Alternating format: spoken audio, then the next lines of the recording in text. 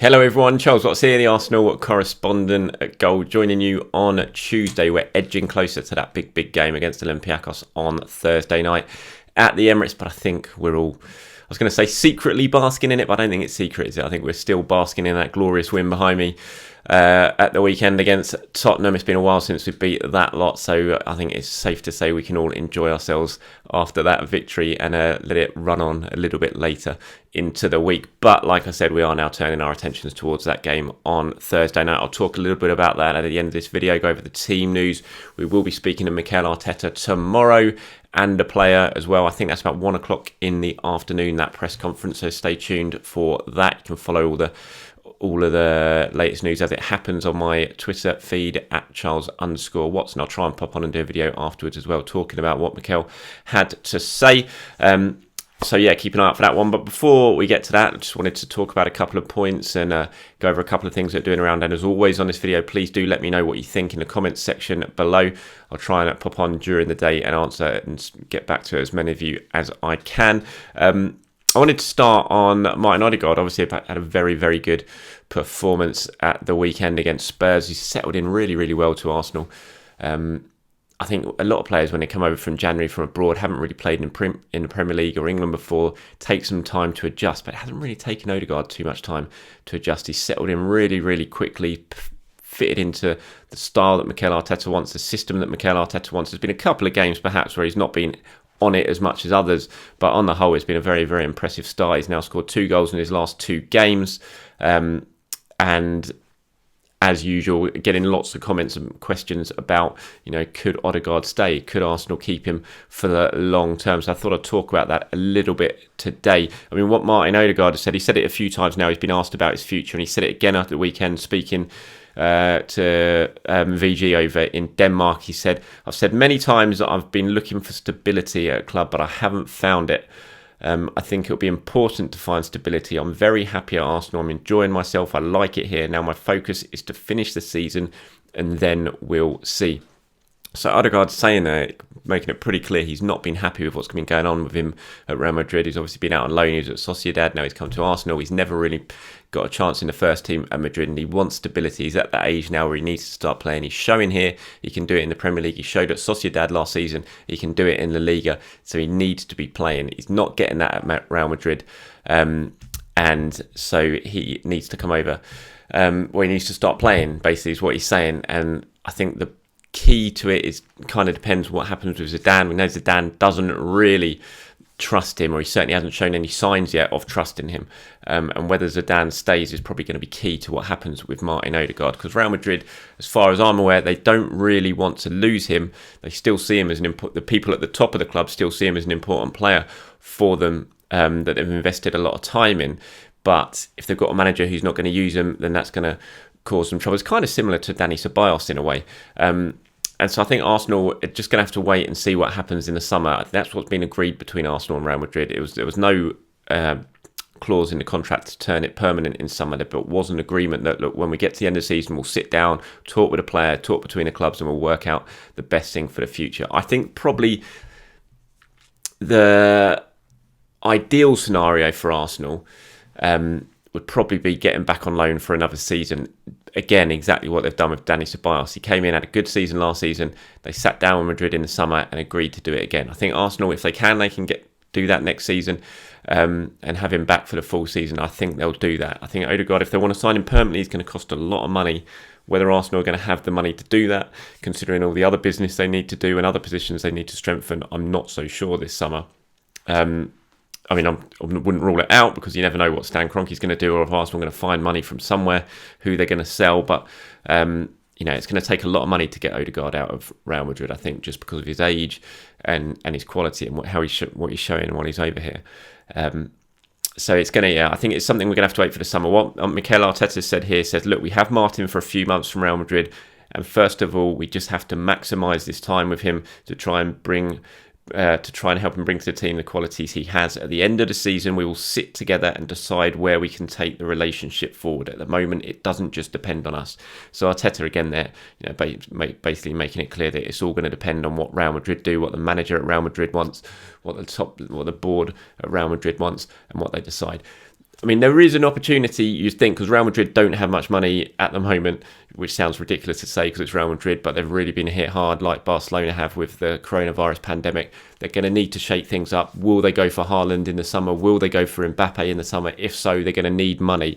They're going to need potentially to make sales. Could Arsenal take advantage of that and turn Odegaard's move into a permanent one? So lots of ifs and buts in it, I think, at the moment. It's just from what Odegaard says there and from what Arteta says, and certainly from what we understand when the deal was done, from what people at Arsenal were telling us, is it's going to be something for the summer. It's going to be similar to the Ceballos situation, and it's just going to be a case of being patient, enjoying him while we've got him at the moment, and then we'll see what happens in the summer, both in Spain and in England. Right, from one midfielder to another, slightly different sort of midfielder in Matteo Guendouzi. Quite easy to forget about Matteo at the moment. Now he's over in Germany on loan. But he has been speaking about his Arsenal future. Some interesting comments actually from him. So I'll go over. He's been speaking to France Football over in France. He's obviously the French under-21 captain at the moment. And he was asked, is the story between Arsenal and you over? And he says, no, not at all. Now I'm fully focused on my season here with Hertha Berlin. Next, we will have to sit down with my entourage and people at the club and think and discuss the future. I'm still an Arsenal player. This summer will be a decisive moment. A couple more things from him. He was asked, could you come back to Arsenal with Mikel Arteta as manager? And he said, yes, of course. I belong to Arsenal for another year. He said, your relationship with Arteta has caused quite a stir. Is your desire to truly resurrect the relationship between the two of you? And Matteo said, I'm here in Berlin to improve. From the moment that I'm playing for Arsenal, I will give everything for this club, for the fans, for the team, for the staff. I will work hard for the shirt as I've always done. So quite an interesting response there. It doesn't really talk. The question was about the manager, and he talks about the club, the fans, the team, the staff. Didn't really mention Mikel, although I suppose you could say Mikel is staff, but I thought that was quite an interesting response. My personal opinion on it, I still think it's very, very difficult to see a future for Guendouzi at Arsenal. He'd fallen out with Mikel Arteta. Arteta is not a manager to fall out with. He's only got a year left on his contract. Arsenal, you would think it's very unlikely he's going to sign a new contract, given what's gone on. Arsenal need to get money in the summer to reinvest in the squad. I think they'll be looking to move Matteo on if they can do so. I think it's very, very unlikely. Although what he said, despite what he said here, that there's really a future for Guendouzi at Arsenal. Like he said, this summer will be a decisive moment. It will be, and there will be discussions had with his entourage, which that's a word that has got a few people's backs up on social media, and the club. And I think the end of those talks will probably result in Arsenal saying, look, it's best for all parties if we can get you a move and you can kick on with your career somewhere else and we can get as much money for you as possibly. Unfortunately, they're not going to get that much money, you would think, because he's only got a year left in his contract. Had Arsenal sold him after the first year when he played under Unai Emery and was a key member of the team, you'd think they'd have got an awful lot of money for Guendouzi right then. But now gone at Hertha Berlin, not really doing much over there, not starting every game over there, hardly pulling up trees.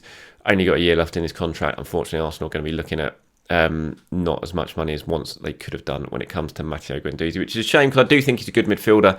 He's still very young, lots to improve on, and he certainly showed with his personality in a way. He took games by the scruff of the neck when he was so young, that he has got a lot of talent about him. But I think the whole attitude situation, the clash of personalities perhaps between him and Mikel Arteta just makes it very, very unlikely that he's going to have much of a future left at Arsenal. But we will wait and see. There's still a couple of months to go this season. Hopefully he can finish the season strongly in Germany, and then a decision will be made. So two midfielders there for Arsenal, both on loan, one on loan with Arsenal, one on loan out of Arsenal.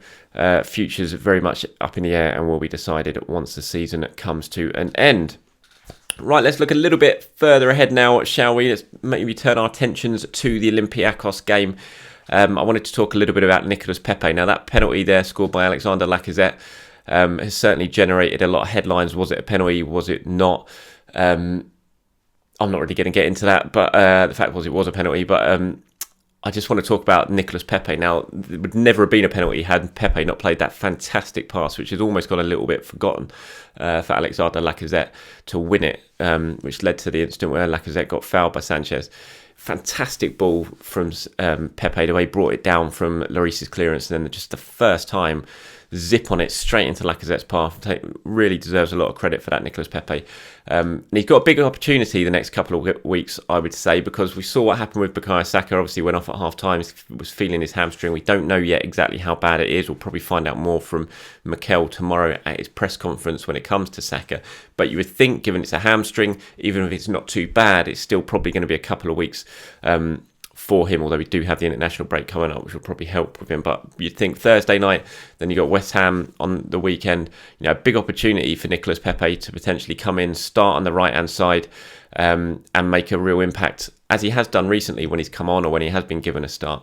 I think Willian will probably get the nod again on the left against Olympiacos on Thursday night, but I think you've got Pepe now potentially playing on the right.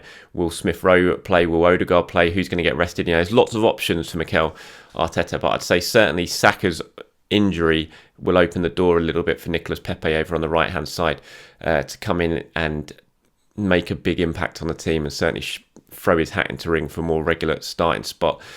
I think he's had a good second half of the season, Pepe. I think he struggled initially. Maybe his head was sort of thrown a little bit by Willian coming in the summer and immediately starting. I'm not sure that was the best management from Mikel Arteta. I know he wanted Willian to make an impact, having brought him in from Chelsea, but the way Pepe finished last season was really impressive. So good in the FA Cup final, and then suddenly to lose your place straight away at the start of the following season, I'm not surprised that might have thrown him a little bit.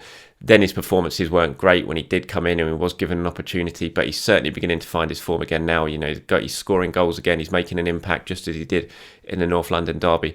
And hopefully he can come in the next couple of games if he does get a starting spot against Olympiacos and against West Ham, and he can make a real impact and show how good he can be, because he's certainly a very talented player. We know that. And Nicolas Pepe, yes, the price tag is something that always dominates when any conversation turns to Pepe and whether he's been good enough since he's come to Arsenal. But so if you can put the price tag to one side, then I think his numbers suggest he's done a decent enough job since he's come to England. And hopefully he's got a big opportunity now the next couple of weeks to really stake his claim and put pressure on the likes of Saka and Willian on the left-hand side as well. Right, before we start wrapping this up, as I'm talking about Pepe there, let's go into the team news for the Olympiacos game. Obviously, we're waiting to find out the true extent of Saka's injury. We would have had a scan yesterday on this hamstring issue that he picked up against Spurs.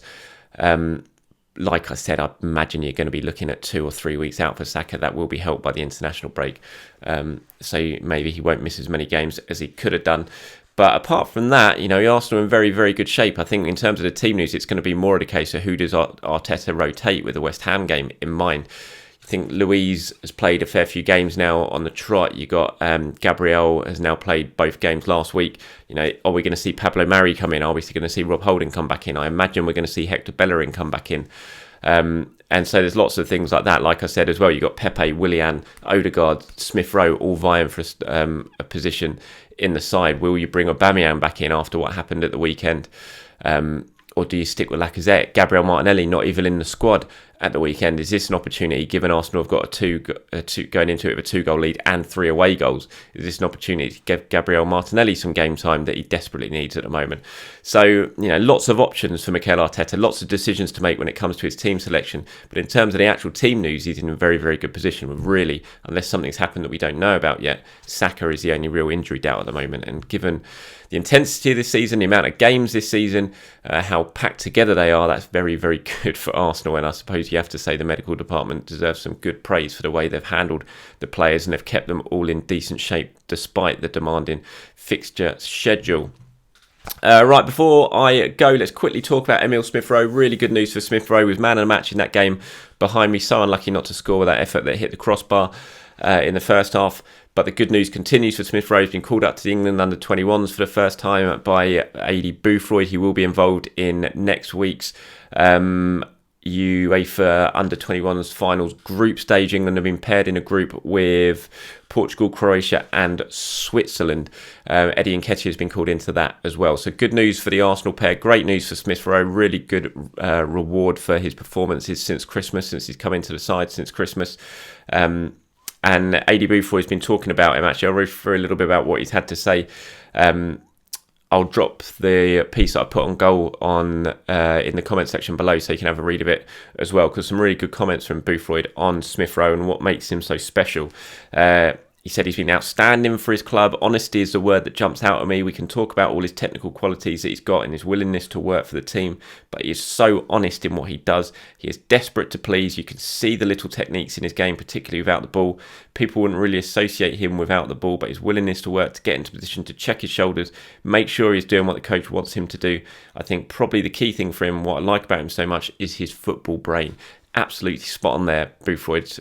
Smith Rowe's football brain for someone so young, so inexperienced at senior level, absolutely fantastic. He just sees things, his movement's fantastic, he knows where he should be, he knows how to beat a man, he picks out players superbly that he sees them, he can spot a pass, and it really does make Smith Rowe stand out and shows what a special talent he is.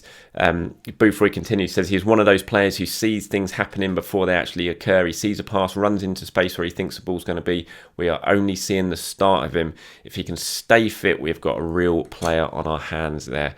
Again, absolutely spot on from Boothroyd at Arsenal. Very, very lucky to have a player like Emile Smith Rowe, especially coming through at the same time that they have a player like Bukayo Sagna. Big praise to Hale End for the work that's gone in from the scouting departments at youth level, who have managed to bring them to the club, who have kept them at the club despite lots of clubs trying to take them off them at that age when they're progressing through from Hale End. And now we're seeing the benefits of it, and AD Boothroyd in England are about to see the benefits as well. So congratulations, Emile Smith Rowe, well deserved. Congratulations to everyone at Arsenal who've put so much time and hard work into producing these really talented players that are now coming through from academy level. Right, that's it from me today. Thank you very much for watching the video. Like I said, I will pop on tomorrow at some point. Mikel Arteta's press conference is early afternoon. Tomorrow we'll be hearing from a player as well. Keep your eyes peeled on my social media for all the news to happen from that and all the latest Arsenal news that you can find, of course, on goal.com. Till then, everyone, have a great day. I'll speak to you very soon.